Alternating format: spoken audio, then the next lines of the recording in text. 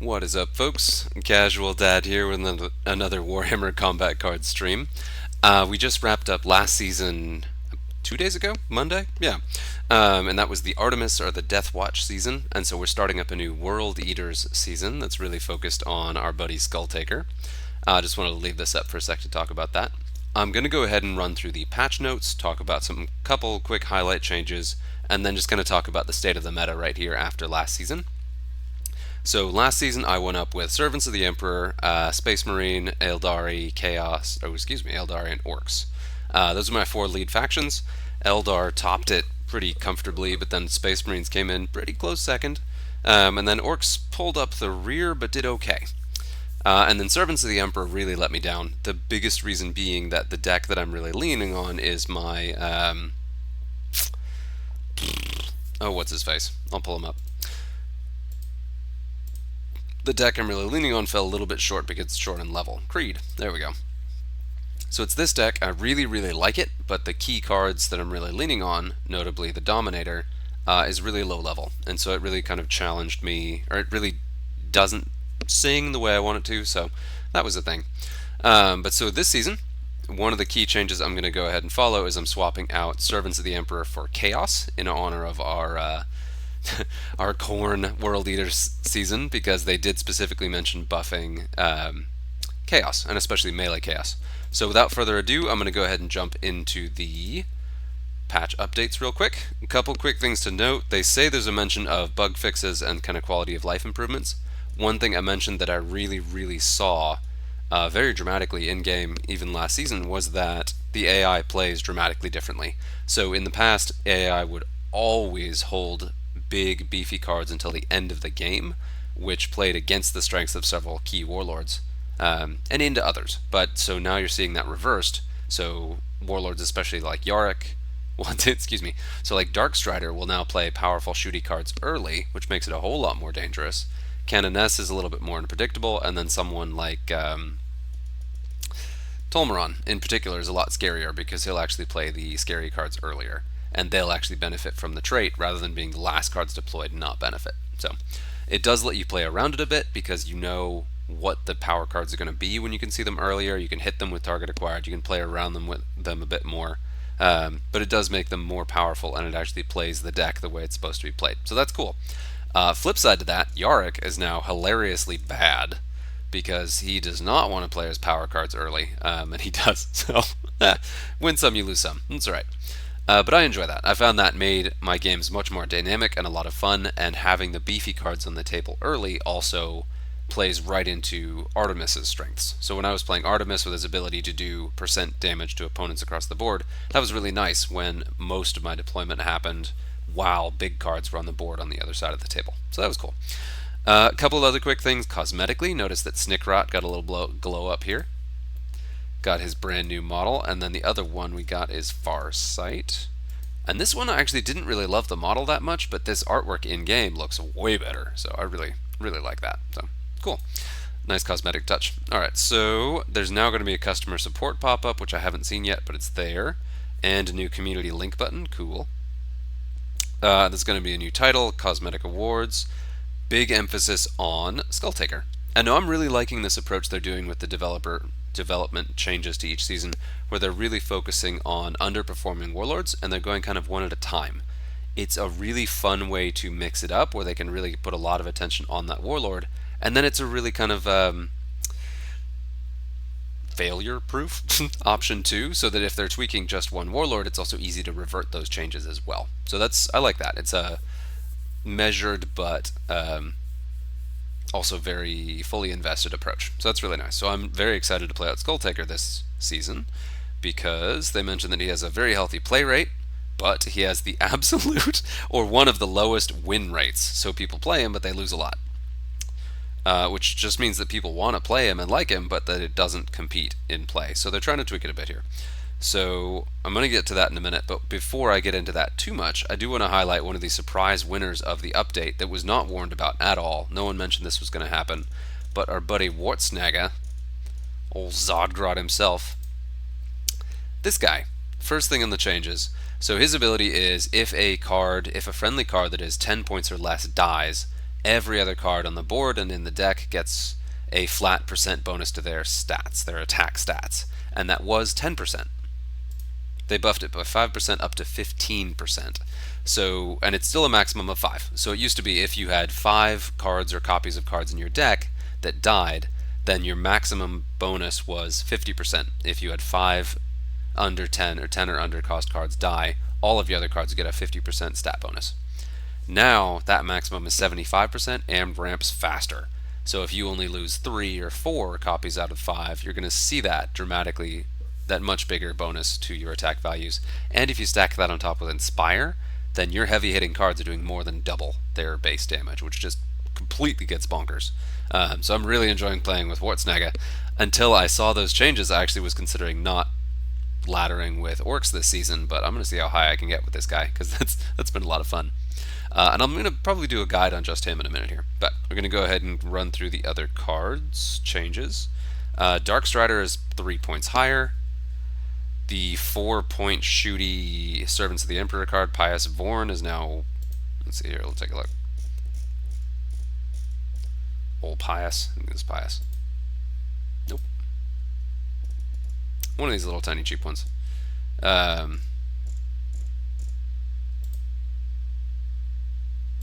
it's not her. It's the... that one. There we go. Yeah.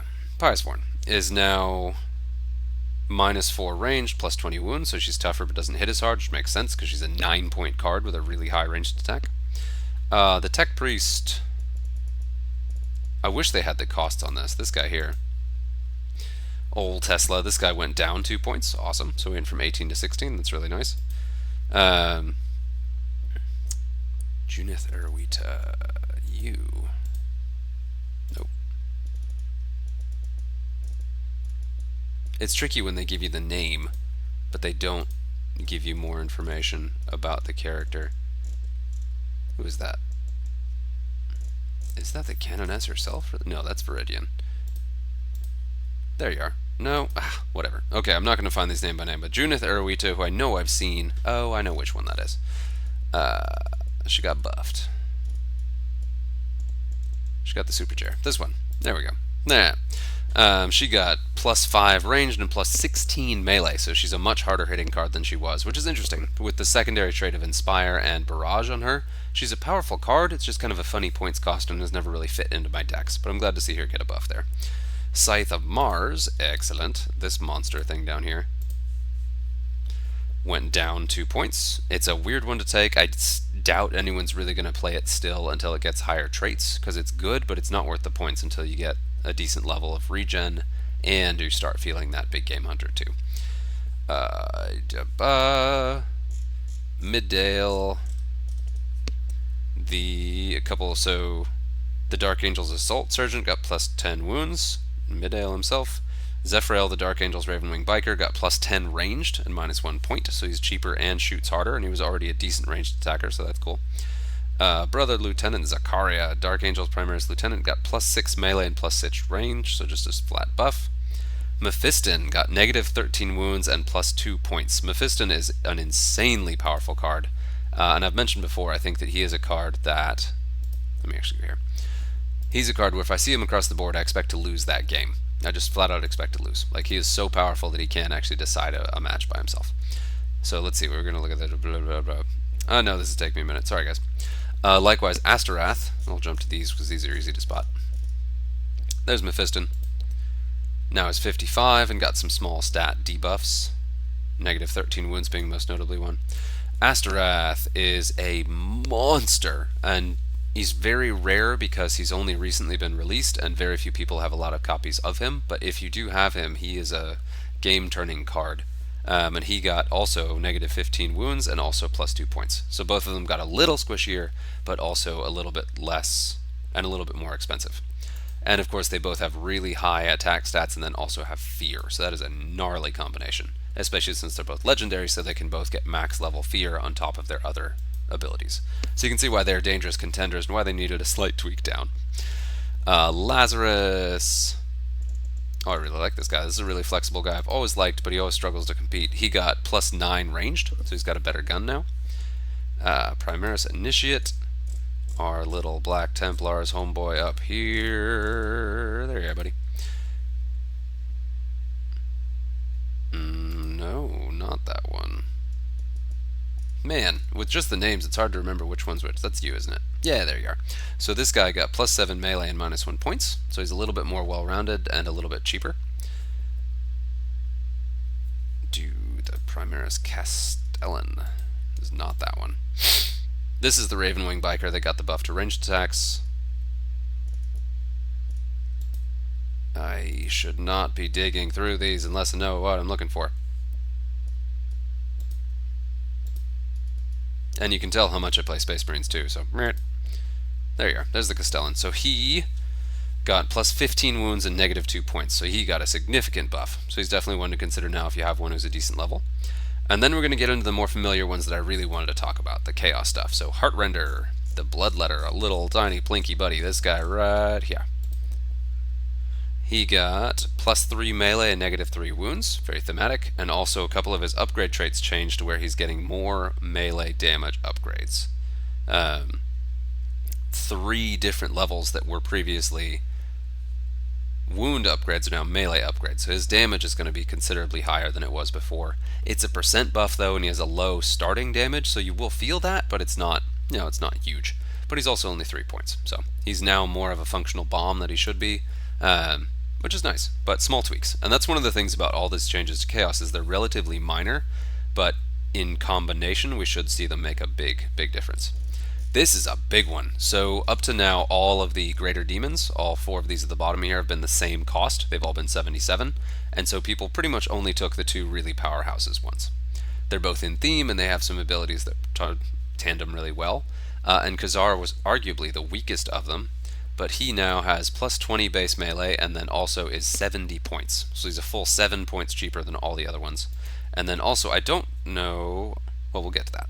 So that's very dramatic. So he's now the cheapest of the greater demons by a good bit. He already had a ranged attack, which is nice, and now that both Deathblow and high melee make him a scary contender, because even if people remove him, they're going to take a major hit back.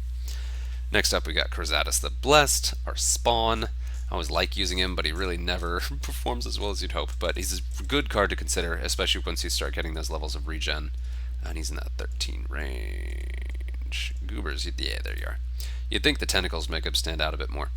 So he got +13 wounds and -1 points. So he's in that 12-point hole that was a bit awkward for Chaos before. So that's a nice spot for him to be. And then Karn, interestingly, got 3 points cheaper. So net, you're seeing a 10-point drop. If you had Karn and the Bloodthirster in your deck, you're seeing a 10-point drop there. This guy. Sitting at 40 base, so he's now cheaper than World Claimer, which was same cost. Okay, hang on, let me get through this before I get too crazy. Korsgoth the Cleaver, the Blood Crusher. You the Blood Crusher. Nope, you're the Juggernaut. And these ones are new, so it's still taking me a minute to figure them out. Do I have the Blood Crusher? I don't. I missed it, didn't I? Ah, bummer. There's the Blood Crusher. I didn't know. I should know this. So there's that guy. And then there is... You're not a blood... No. Yeah. Yeah, look at you. So the cheap guys. This guy got +13 wounds, which is very nice.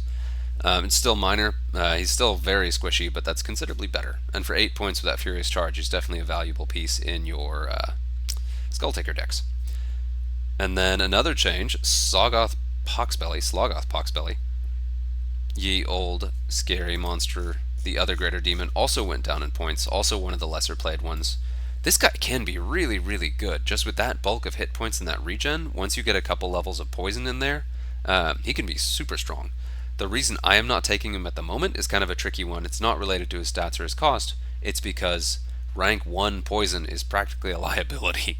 Because if you hit anything that has Berserk, that just tickles it until it becomes monstrous. I want rank 2 poison at absolute minimum, ideally rank 3 poison before I really consider running poison cards. So rank 1, that actually took him out of my play because that's a not great combo. So that's why I'm doing it. Against anything that doesn't have Berserk, I mean, it's fine. It just doesn't do anything. But that still is a bad enough combo that you don't want to hit that, even by accident. So But he did also go down by 2 points, so now he's the second cheapest of all the greater demons, and the top two are tied for most expensive.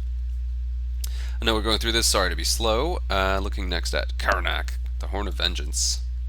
This guy, this is a big buff. And there are two of these. I never remember. Karnak, perfect, got it right. The outflank one, this guy got plus 30 wounds. So that's a significant chunk of health on this guy. It's not a card I ever really expected to stay on the table, but now that is enough to withstand quite a bit more punishment. Especially since that's base, and then it will go up based on levels. Then we got Skulltaker himself, a whopping -4 points cost, which is fantastic. Puts him in a really budget range for what he's able to actually throw out there. So great card, love to see that. Very excited to level up with him. And then of course they balanced out some of the cards that were performing well. So Syl-esque went up 2 points. It's this monstrosity right here, because this card is amazing when leveled up, of course, and still is. So that kind of balances out it still being an incredibly powerful card that will combo really well with the other changes. Net, that plus 2 points is not going to be felt with this guy as much as the points cost down we've seen us so far up to now. Our Khorne Berserker, guy who got his nice glow up recently, Gorbadosh. This guy went down 2 points, so he's cheaper, which is great.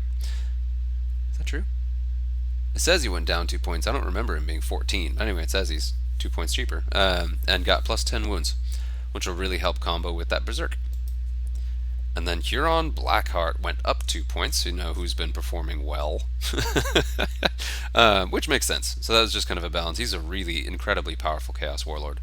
The Carnivore. War Dog Carnivore. Uthren. That is a tank. Walker, Knight, this thing. There it is.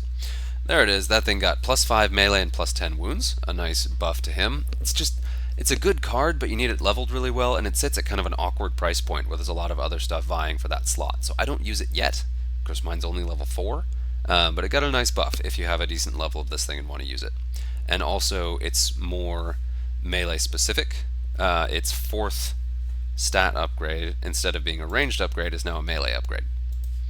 So there's that, and then we get on to some other Enforcer of Edicts. The Triarch Praetorian is one of the regen Necron cards, got -2 points. The other regen Necron card also got -2 points, so both the shooty and punchy one. Ulthakar, ooh, yeah, they're really making this a melee season. I totally missed this one. Ulthakar was one of my favorite but least well-performing warlords. Got -4 points. So you're going to see you'll have quite a bit more room to work with on those, and can swap out a couple cards that maybe were not ideal choices. That's cool. And the Ophidian Destroyer. I may not have that. Probably do. Where are you, Ophidian Destroyer? Is that this one? Yeah, there it is. This guy got plus 6 melee and plus 18 wounds. So it's something people weren't taking, and he got a nice bump there. Then we got changes to Orcs. Ye old base flash git. Turbo Crump, no, Skullgob. That's not Shmoka.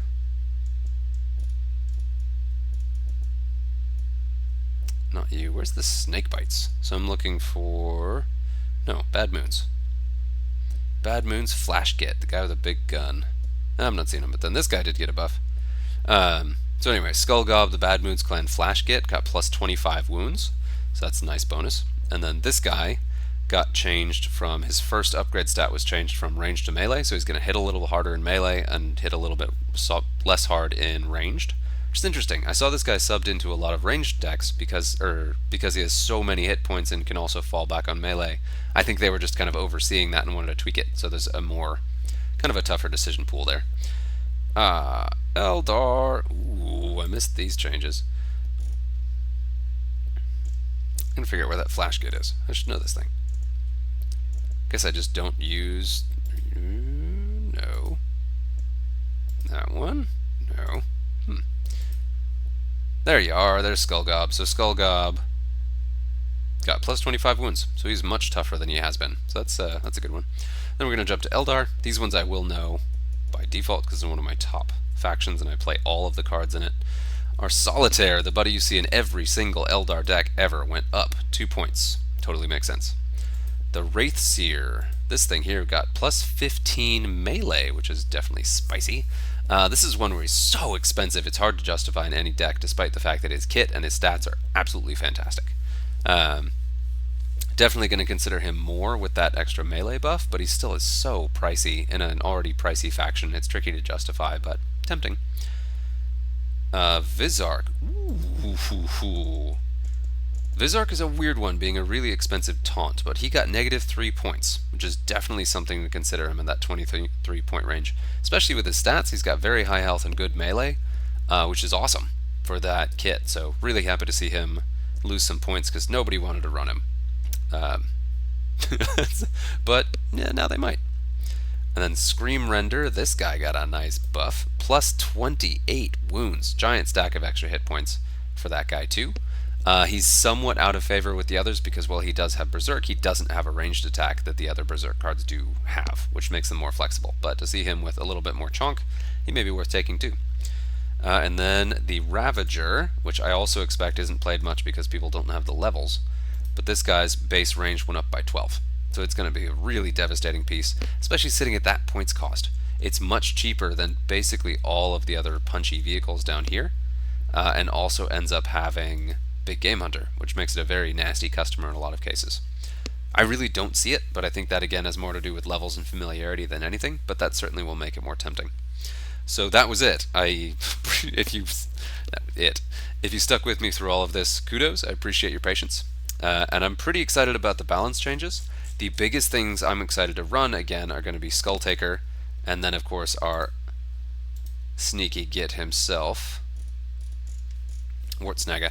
But the big one I want to lean on is Skulltaker. I really like Skulltaker. He's always been just on the edge of being a really, really nasty customer for me. And there are a couple levels I'd like to get, especially since they've come out with the secondary traits, since I really tried hard with Skulltaker. So I've gotten some levels. The secondary traits are interesting, but I only have secondary traits unlocked on 2 of these. So I just got, at the end of last season, I got Furious Charge with Karn.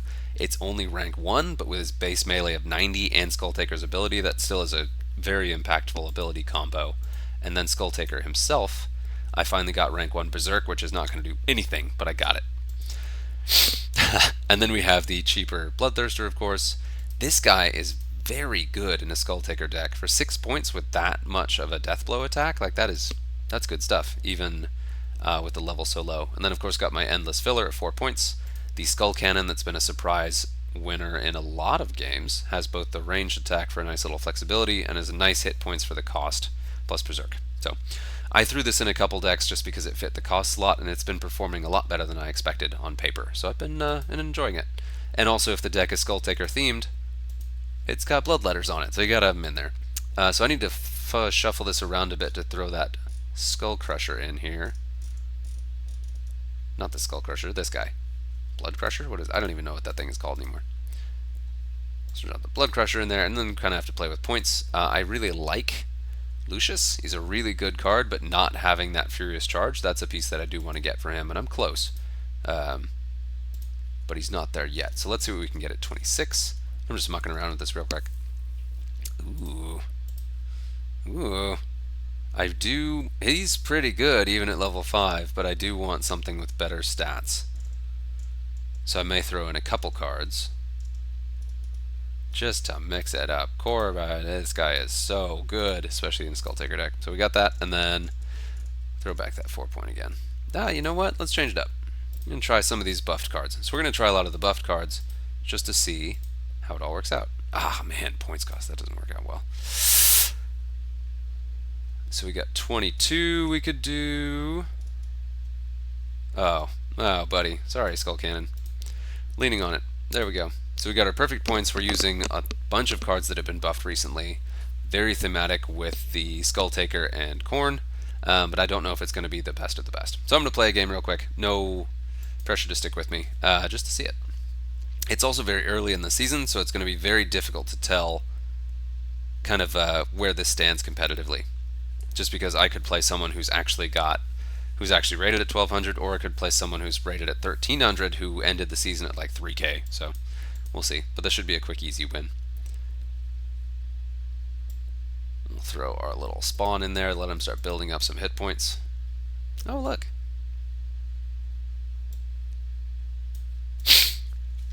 Choose violence.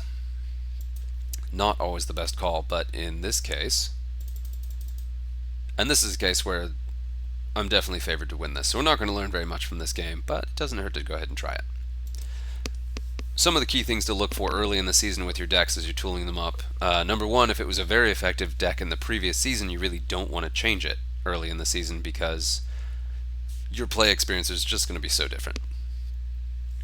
Number two, you want to definitely check on your draw. Do you have too many cards in the deck to benefit from the kind of synergy you're working on? Do you want to... Ooh, nice. Like, do you want to cut down the number of cards so you can be more consistent about what you play when? That's a big, big downside of really full decks, is you don't actually get much control of what you play just because your draw could be completely wrecked. After this, I'm going to take a quick look at my Wartsnaga deck just to talk through the theory there, and then I will let you go because I've been considerably over time. Bye. So, of course, choosing violence worked quite well there. So, very excited for Skulltaker. And then, of course, Wartsnaga. And this, so in the past when I've played with Skulltaker decks, I've really needed poison to soften things up, and I've needed shields for defense. We'll see how high I can make it without those, but I may end up falling back in kind of a more traditional deck and not using these cards, at least not all of them. I do want to keep Karn or the Bloodthirster. Of the two, the Bloodthirster may be a bit better just because the hit points in that death blow make it more useful with the Skulltaker's ability. Karn's a little bit of a liability, but that Furious Charge makes him very tempting. But we'll see. Those are a lot of points to roll in early, and they're not that high level to the point where they're auto-includes. But yeah, we'll see how it goes. We've got Gordar and the Spawn for a little extra defense, so this may be sturdy enough to get through, but we'll see. Wartsnaga. So for his ability, you don't want to run a full... There's a tough balance with Wartsnaga. You don't want to run a full deck because you want to make sure that you're able to play your cheap cards early to get the buff rather than having them be the last cards you play. That's a real bummer. Number two, you do want a relatively thick deck because the last thing you want in the world is to actually play Wartsnaga himself. His stats are awful. Even at max level, he's still one of the single... Well, actually, he's pretty decent hit points at max level, and especially since his ability buffs his own attacks. But still, he's one of, hands down, the weakest warlords you can possibly play on the table, so at any cost, any option you have, playing him himself is an absolute last resort. So don't do it. As best as possible. So you can see here I'm running a 7-card deck, and I'm hedging my bets a bit. So you'll see a lot of players have multiple 10 or lower cost cards, but I put all of the endless cards in there, so playing even one copy of these is going to give me a 30% bonus to my entire deck, even if I get really hosed on the draw and I'm not able to play 2. But that also increases my chances of playing 2 of them in the opening draw, which is going to give all of my cards in my deck a big advantage starting out. You know what the heck, we'll play it. Game will be quick. But yes, so weird balance. You want the deck to be defensible enough to protect your warlord, but you also want it to be aggressive enough to benefit from the percent bonus. So you do want to, and you want to sacrifice these cards. So there we go. So that draw, if I had one more card, it's totally possible I could not have gotten any of my endless cards in this first draw, and that's what you do not want. Since I played that, that increases the odds I get a second. Perfect. And against a Zephyrblade deck, it's also very likely these guys are going to go down quickly. Ooh, man, that's a heck of an alpha, buddy. Now you notice there are a couple things I did. So the Wartsnaga deck ends up a little thin, and I mentioned before the power of combining the ability with Inspire. So I definitely have an Inspire card in there. And then also I have the Barrage from this truck, both because it has really, really good stats and just because it will benefit a lot from, like, look at how fast that power ramps up there. It's already hitting for almost 100, and that's only 2 out of the 5 possible bonus stacks. And here it's great. So you choose violence. So I actually have every incentive to shoot back because it will cost me my 2 other cards here, which will give me an additional buff. Now that is always risky, especially at higher level play. One key thing I want to make sure to mention here is that there is nothing in Wartsnaga's kit that makes him more defensible. But I mean, this is just insane attack stats at this point already. So he's already hitting for 124 in melee. And we can throw this guy in here just for kicks.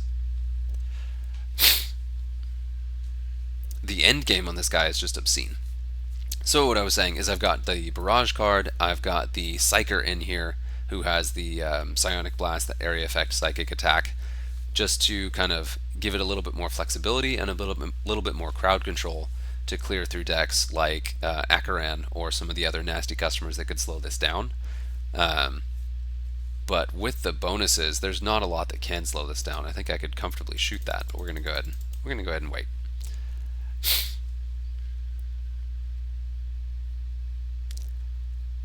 Bum, bum, bum. Take nothing for granted.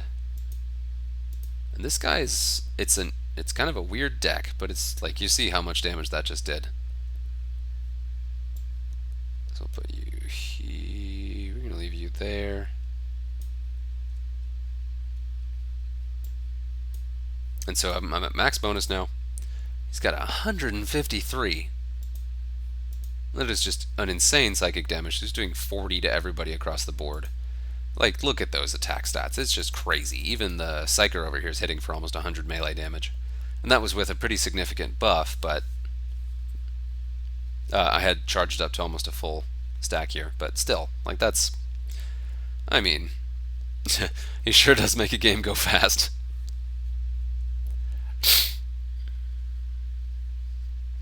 And Zodgrod himself has hit the table.